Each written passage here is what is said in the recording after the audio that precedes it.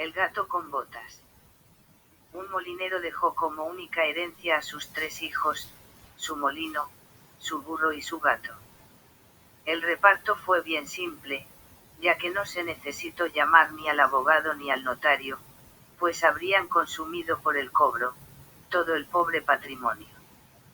El mayor recibió el molino, el segundo se quedó con el burro y al menor le tocó solo el gato. Este se lamentaba de su mísera herencia. Mis hermanos, decía, podrán ganarse la vida convenientemente trabajando juntos, lo que es yo, después de comerme a mi gato y de hacerme un dinero con su piel, me moriré de hambre. El gato, que escuchaba estas palabras pero se hacía el desentendido, le dijo en tono serio y pausado: no debes afligirte, mi señor, solo tienes que proporcionarme una bolsa y un par de botas para andar por entre los matorrales, y verás que tu herencia no es tan pobre como piensas. El amo del gato, quien no abrigaba sobre esto grandes ilusiones, aunque le había visto dar varias muestras de agilidad para cazar ratas y ratones, de colgarse de los pies, y de esconderse en la harina para hacerse el muerto, no desesperó de verse socorrido por él en su miseria.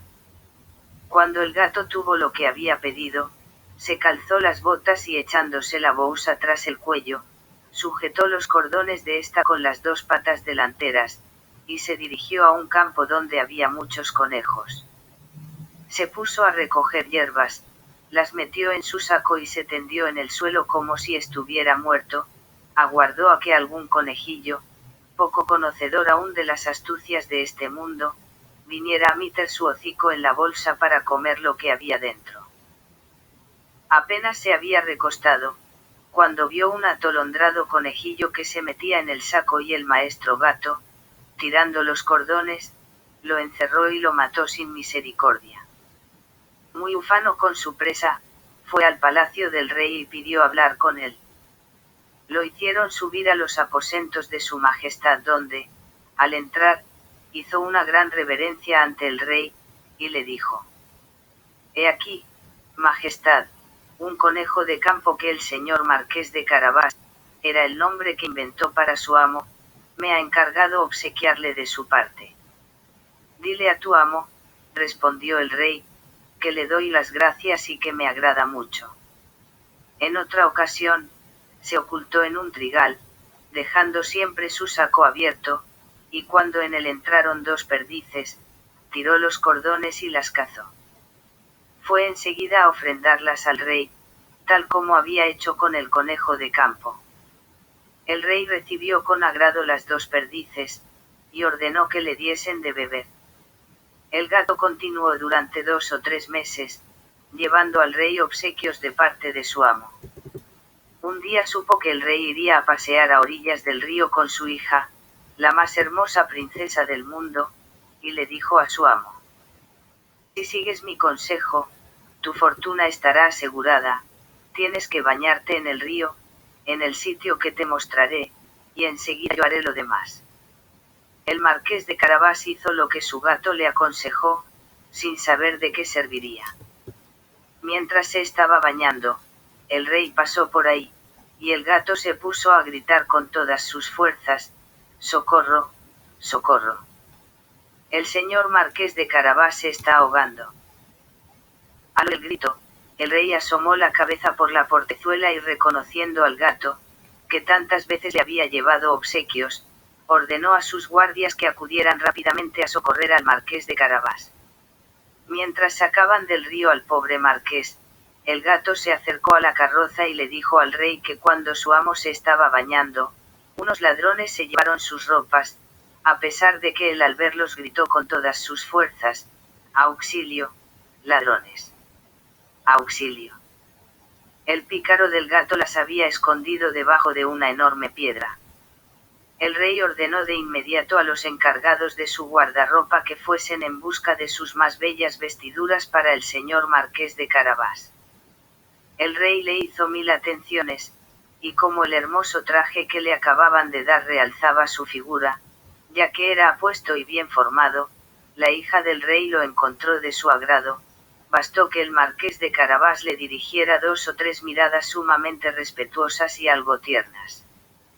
Y ella quedó locamente enamorada. El rey quiso que subiera a su carroza y lo acompañara en el paseo.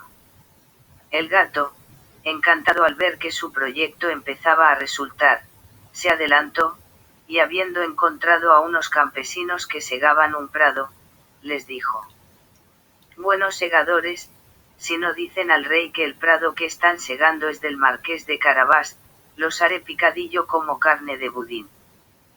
Cuando el rey preguntó a los segadores de quién era ese prado que estaban segando: «Es del señor marqués de Carabás», dijeron a una sola voz, puesto que la amenaza del gato los había asustado.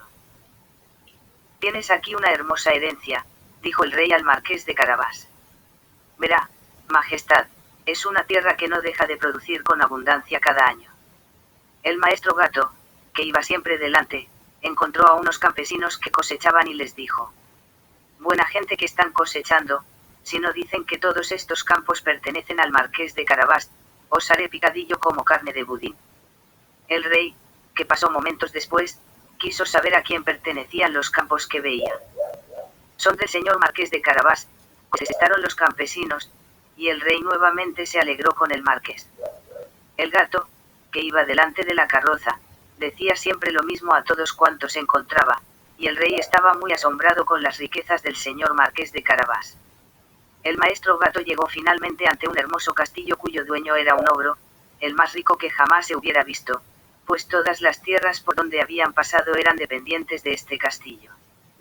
El gato, que tuvo la precaución de informarse acerca de quién era este ogro y de lo que sabía hacer, pidió hablar con él, diciendo que no había querido pasar tan cerca de su castillo sin tener el honor de hacerle la reverencia. El ogro lo recibió en la forma más cortés que puede hacerlo un ogro y lo invitó a descansar. «Me han asegurado», dijo el gato, «que tienes el don de convertirte en cualquier clase de animal, que puedes, por ejemplo, transformarte en león, en elefante». «Es cierto», respondió el ogro con brusquedad, «y para demostrártelo, verás cómo me convierto en león». El gato se asustó tanto al ver a un león delante de él que en un santiamén se trepó a las canaletas, no sin pena ni riesgo a causa de las botas que nada servían para andar por las tejas. Algún rato después, viendo que el ogro había recuperado su forma primitiva, el gato bajó y confesó que había tenido mucho miedo.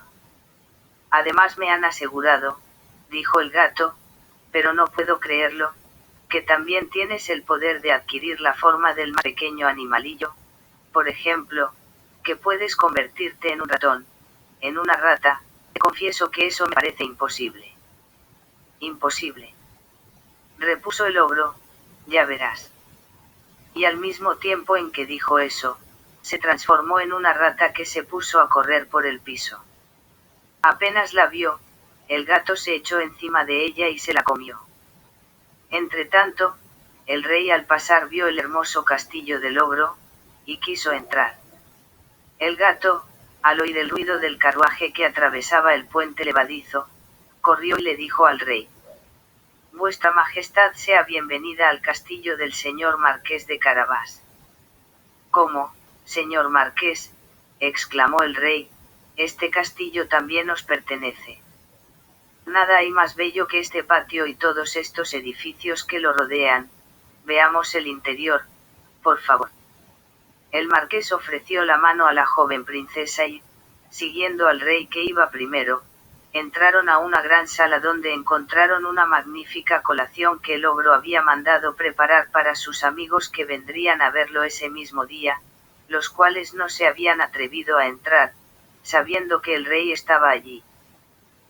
El rey, encantado con las buenas cualidades del señor marqués de Carabás, al igual que su hija, que ya estaba loca de amor, viendo los valiosos bienes que poseía, le dijo, después de haber bebido 5 o 6 copas: «Solo dependerá de ti, señor marqués, que seas mi yerno».